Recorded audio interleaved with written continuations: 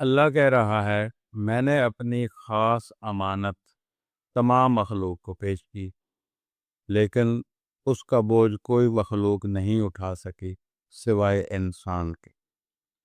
تو میں نے اس کو انسانوں میں جو مومنین ہیں ان کے قلوب میں اس کو اتارا۔ اب جیسے پہلے ویڈیوز میں بتا چکا ہوں کہ سب مخلوق میں انسان افضل تھا، کیونکہ اس کو اشرف المخلوقات بھی کہا جاتا ہے، اور سب انسانوں میں مسلمان افضل تھے، اور مسلمانوں میں مومنین افضل ہیں۔ اب ہم نے دیکھنا ہے، چھانٹی کرنی ہے مومنین کی۔ اب سبھی مومنین کو آپ سامنے رکھ لیں تو کیا سبھی مومنین کے قلوب میں وہ اللہ کی امانت اتر چکی ہے؟ یقیناً نہیں۔ تو جیسے پہلے انسان اور مسلمان ریجیکٹ ہو چکے ہیں، اب مومنین کی بھی ریجیکشن کا ٹائم آ گیا۔ اس میں کون کون سے مومنین بھی ریجیکٹ ہوں گے اور کون کون سے سلیکٹ ہوں گے۔ تو اب اس میں جو اللہ اشارہ دے رہا ہے جن مومنین کے متعلق، وہ مومن ہیں جنہوں نے اپنے نفس پاک کر لیے ہیں، جو نفس ذکی کے مالک ہیں، جنہوں نے اپنے نفس کو نزاکت دی ہے۔ تو اب ہم اپنے نفس کو کیسے پاک کریں گے، اس چیز کو سمجھنا ہے۔ اور ایک بات اور بھی سمجھ لیں کہ نفس کو مارنا نہیں ہوتا، نفس مر گیا تو کلو نفس ذائقۃ الموت، پھر تو بندہ مر گیا۔ اس کو پاک کرنا ہے، اس کا استعمال کرنا ہے، یہ بہت بڑی پاور ہے، اس کو ہم نے سمجھنا ہے۔ اچھا، یہ جو نفس ہے نا، اس کے 4 درجے ہیں، 4 پوزیشنیں ہیں اس کی، اور چوتھی پہ ہم نے پہنچنا ہوتا ہے۔ سب سے پہلی جو ہے وہ ہے نفس امارہ، دوسری ہے لوامہ، تیسری ہے ملہمہ، اور چوتھی ہے مطمئنہ۔ اچھا، سب سے پہلے بات کرتے ہیں نفس امارہ پہ۔ نفس امارہ ایسا ہے جو 100% ظاہری گناہ کرتا ہے، ظاہری غلطیاں کرتا ہے، ظاہری گمراہی کرتا ہے 100%۔ اور ایک طرف یہ نفس ہے، مطلب فل شیطان، اور دوسری طرف اس سے بچنے کے لیے جو ہماری معاون چیز ہوتی ہے وہ ہے ہماری عقل۔ عقل کی اور شیطان کی آپس میں لڑائی ہے۔ اگر شیطان جیت جاتا ہے تو نفس امارہ کا غلبہ رہتا ہے، اور اگر عقل جیت جاتی ہے تو شیطان کو شکست ہوتی ہے۔ پھر یہ امارہ والا جو ایک دھبا ہے وہ ہٹ جاتا ہے ہم سے۔ اور ظاہری طور پہ انسان جو قتل کرتا ہے، جھوٹ بولتا ہے، چوریاں کرتا ہے، بدمعاشیاں کرتا ہے، جو بھی کرائم ہے جو ظاہری طور پہ کھلم کھلا وہ کر رہا ہے، یہ نفس امارہ کا رول ہے۔ اگر یہاں سے عقل جیت جائے تو پھر اس کا دوسری انٹرچینج کی جاتی ہے، وہ ہے لوامہ کی۔ لوامہ میں یہ 50% ظاہر ہوتا ہے اور 50% باطن ہوتا ہے، چھپا ہوا ہوتا ہے۔ اس میں اس کے جو ہے ایک طرف ہوتا ہے خبیث اور ایک طرف ہوتا ہے ضمیر۔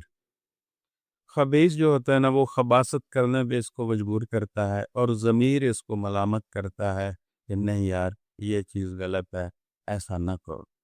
تو ان دونوں کی آپس میں جنگ ہوتی ہے۔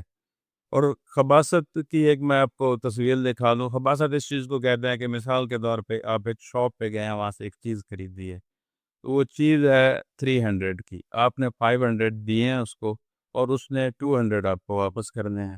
اب اگر وہ آپ کو 700 واپس کر دے کہ وہ یہ سمجھے کہ آپ نے اس کو 1000 روپے دیا ہے، تو آپ وہ پیسے رکھ لیں، ٹھیک ہے؟ اس کو یہ نہ کہیں کہ میں نے تو 500 دیا تھا تو مجھے 200 چاہیے، تو تم نے مجھے 700 دیے ہیں، وہ 700 ہی رکھ لے گا۔ تو یہ خباثت۔ یہاں پہ اگر ضمیر زندہ ہوگا تو وہ ملامت کرے گا، نہیں یار یہ زیادتی ہے، تمہارے 200 بنتے ہیں تو وہ اپنے لوگ، اس کا نقصان تو نہ کرو۔ اگر یہاں پہ ضمیر جیت گیا تو لوامہ کو بھی شکست ہو جاتی ہے۔ پھر تیسری جو اس کی پوزیشن آتی ہے وہ ہے ملہمہ کی۔ اچھا، اس میں ایسا ہوتا ہے کہ جو لوامہ ہے نا، اس میں 50% ہو ظاہر ہے، 50% باطن ہے، اس چیز کا خیال رکھنا ہے۔ اب ملہمہ میں وہ 100% باطن ہوتا ہے، مطلب وہ اندر ہی اندر خیال کرتا ہے، اندر ہی اندر واردات کرتا ہے، اندر ہی اندر فیصلے کرتا ہے۔ اور یہاں پہ ایک اللہ کی طرف سے ہادی ہوتا ہے، فرشتہ، اور ایک ہوتا ہے خناس، قرآن میں ہے نا کہ وسواس الخناس، کہ وہ خناس وسوسے ڈالتا ہے اور وہ ہادی جو ہے وہ ہدایت دیتا ہے۔ ہمارے دل کے دو کان ہیں، ایک کان پہ یہ خناس بیٹھا ہے، ایک کان پہ ہادی بیٹھا ہے۔ تو اب ان دونوں کو بھی پہلے والوں کی طرح جنگ چل رہی ہے۔ تو اب اگر ادھر سے جیت جاتا ہے ہادی تو پھر اس کو شکست ہوتی ہے۔ اس میں مطلب ہمیں جو الہام ہوتا ہے وہ وہیں سے شروع ہوتا ہے کہ جب خناس سے جان چھوٹ جائے تو وہ جو ہادی کی ہدایت ہوتی ہے اللہ کی طرف سے، وہ ہمیں الہام ہوتا ہے، اور پھر یہی جب چیز آگے ترقی کرتی ہے تو اس کو ہی لدنی یا لدنی کہتے۔ اچھا، اب اگر ہادی جیت گیا تو یہ جو خبیث ہے یہ ہار جائے گا۔ پھر ہم اس سے اگلی اور آخری پوزیشن میں چلے جائیں گے، نفس مطمئنہ۔